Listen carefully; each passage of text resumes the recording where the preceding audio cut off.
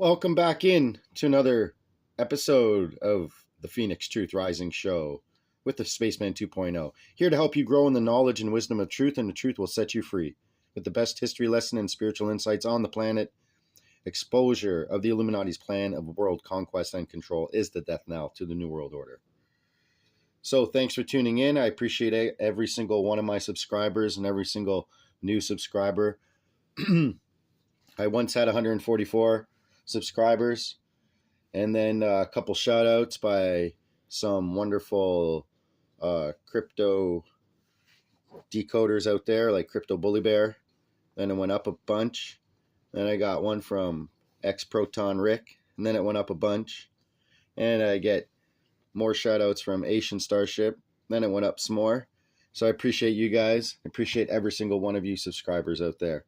I like to get the truth out to you, and I want this to be known that we all have to rise up in spiritual consciousness, and I think that's where we're all headed, and it seems like we're all on the same vibe. A lot of us out there that are participating in spreading the truth, and as well sharing with your comments and subscribing, liking, and of course I want to hear all your questions and understand what you want me to talk about as well.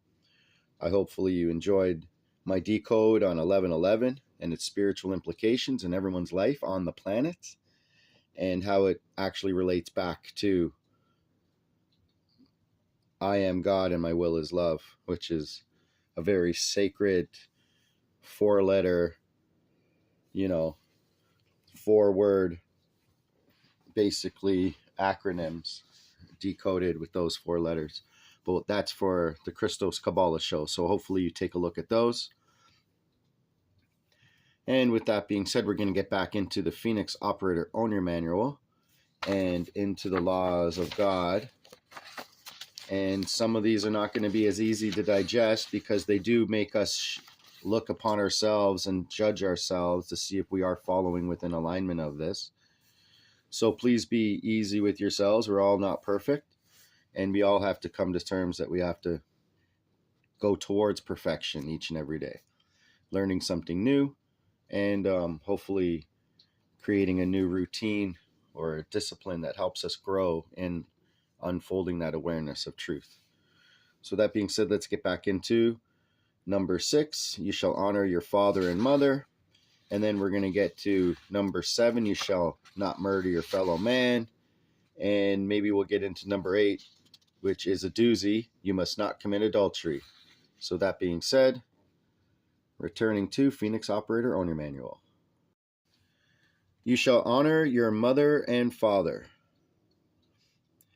This wondrous law has most often been taken only in the quite literal sense. And it is true. Whoops. So since that came up by accident and the first 3 letters was ASH, it reminds me of in Hebrew ash. When you put aleph before the letter shin, you get spiritual light or creation, which is very interesting. If you put the aleph after the shin, then you get shah, which is more of destruction. Having said that, let me digress back to thank you for all my subscribers out there and liking and sharing and giving me a shout out. And I went from 144 up to a few more, past 400. And my plan is hopefully to get to the 144,000 chosen ones on the planet, their particular instructions from the hosts of heaven. Because how else are we supposed to receive it if we're not supposed to get it by the word? Because the word is God and the word was with God in the beginning. So back to the law, you shall honor your mother and father. This is a wondrous law that most often been taken only in the quite literal sense. Of course, your mother is Mother Earth and father, son, right? That go into making everything that we have in planet Earth, and all those that create the wonderful food for us, we should bless them as well. And everything that's being done for us in service, bless them as well. But it's all being done under the sunlight of the Father, Son, and by the nurturing of Mother Earth, giving us everything we need to survive. So those two are our true mother and father from a perspective of a planetary sense.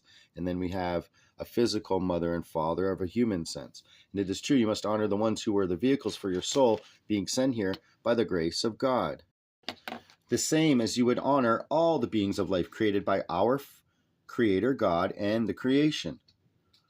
This means that as a babe and child, you are dependent upon your parents or others to sustain your physically in the very least. There is also the tremendous responsibility that those who choose to be parents, defined as a father or mother or any organism that generates another or a source or cause, have. They are also choosing to be teacher and guardian of you, one of God's creations. They are also entrusted by God, our Creator, whether they know it or not, the responsibility of giving you the tools to become self-sufficient and sustain in holy God's service for the remainder of this lifetime. This is why in the more spiritually aware kingdoms of God, all beings are not given the responsibility for the procreation of the species. First, imagine if that was here, right? So anyways, firstly, it is an honor that is earned by the parents who completely understand the responsibility to teach the laws of balance of God and the creation.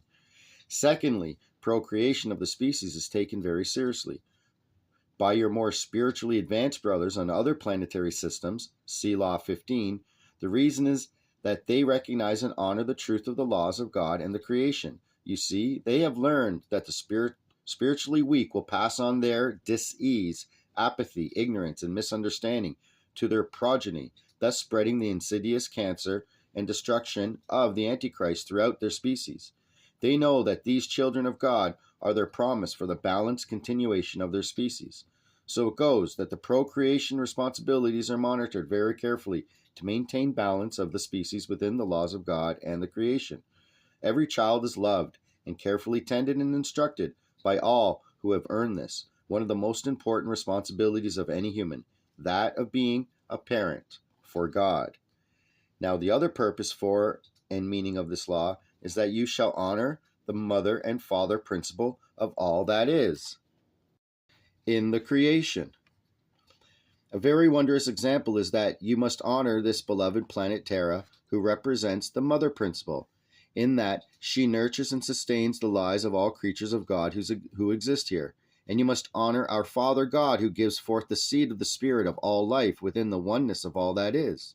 Of course, God is the mother, father principle in harmony, balance, and motion, and so there exists the mother-father unity and balance in all fragments of the divine creation. Number 7, you shall not murder your fellow man. Okay, this one is quite a hard one in this day and age with the woman's right to her own body and choosing and everything. Well, we should choose before you open your legs, right? Everyone should choose properly with responsibility to understand the consequences and being in harmony with God and nature. We should not be doing this, right? So I'm just saying, I'm not, judging anyone. I'm just saying that in truth, in actuality, is it spreading more light by doing that to something that you did to yourself by not honoring your own responsibilities? So you should honor the consequences and be of service to God. With that being said, let me continue on. Number 7, you shall not murder your fellow man. In the Bible of the so-called Christians, this law is written simply as thou shalt not kill, which leaves room for misunderstanding of interpretation. What this law means is you shall not wish death upon another human being of God in your thoughts, as well as you shall not commit physical murder of another human. This rule does not mean you cannot defend yourself and your family if your lives are threatened, because that is suicide, which is self-murder, and so also against God's laws. You must not ever choose suicide of your body because you feel worthless and can't go on, because you dishonor the life force of God within you. Only God within you must decide the end of a physical life stream. That time will only come when your purpose and mission is accomplished, so that the process and divine plan of God for your spiritual growth will not be interrupted. The remorse of the soul is oftentimes much greater after the suicide of the body is accomplished than in the perceived altered ego illusion of suffering before the life stream is terminated. And that I can contest to. Basically, the suffering that you have down here is nothing compared to the joy, freedom, and love and awe you'll feel once you leave the body. So once you do that, you'll be like, oh, this is how it is. Why should I not endure a couple more seconds of suffering from the eternity of love, joy, peace, and eternal, just love, eternal by God given to you. So I'll just leave it at that. But having said that, let's make a little joke. The time will only come when your purpose and mission is accomplished, so that the process and divine plan of God for your spiritual growth will not be interrupted. So only God within you must decide the end of a physical life stream, and that time will only come when your purpose and mission is accomplished. So I got so many things to do on this planet, and I'm so far behind. So I got so many things to do on this planet before I'm going to die, and I'm so far behind that it seems like I'm never going to die, right? Anyways, got to get your mission out, you accomplish it in this time of day and age, because it's getting time where we all need to wake up. That's for sure. So moving on, just remember that when you honor God within yourself and all that is, and you truly understand the laws of balance given by our Divine Holy One, you would never consider the self-punishment of suicide. You will simply cherish every living breath you take in the gift of life of God and the creation. Oh yes, and for those of you who label yourselves feminists and pro-choice, which usually means pro-murder of one of God's children, remember this: there are no accidental pregnancies. If you become pregnant, which is being the vehicle for one of God's new creations, choosing an abortion because of your selfish and irresponsible sexual behavior is still murder any way you look at it. Remember, you each are given, along with your free will, personal responsibility for all of your thoughts, words, deeds, and actions. There are definitely many, possibly undesirable effects to illicit and wanton, lustful sexual activity. Pregnancy and disease are two obvious results which do and have often, more often than not, or have occurred more often than not. Now, if a woman is forcefully and violently raped against her will and becomes pregnant, then she must commune with God within her as to whether or not He will terminate the pregnancy. So it will not be her altered ego choice or will, but the Father's will within her will be done. This is usually what a miscarriage is: the Father's will. No one else will make this decision for her, only the Father within her. So before moving on into another heavy law, you must not commit adultery, and there's quite a few pages of this, let's just end off this episode with some of the more spiritual, mindful instructions we have on how our mind truly works and spiritual insights from hATON, who has given us a wonderful introduction in this one of who he is and what he's here for. And with that being said, we'll get into the true laws of the physics of the mind. And that is the most beautiful information I love to read. With that being said, let's continue on. Epilogue, recording number 1, hATON, Saturday, May 18th, 1991, 7:20 a.m., year 4, day 275.